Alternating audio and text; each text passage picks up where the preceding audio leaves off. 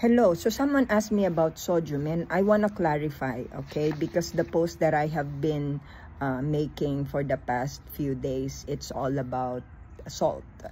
And I was talking about chronically low salt in the body, which in so many studies, they have been associated with the increased risk of premature death. Okay, it's the same with extremely high salt.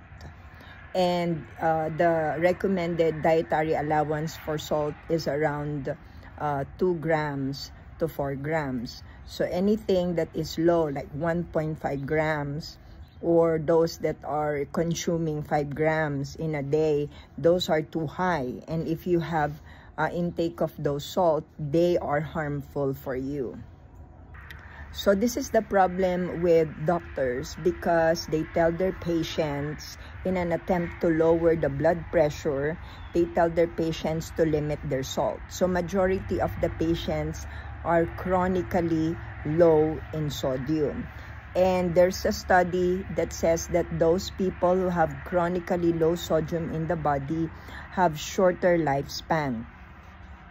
And those that practice low salt in their body, there's actually in a study 1% reduction in blood pressure. So it's not significant. So why are we following these guidelines? Tell me below. What do you think?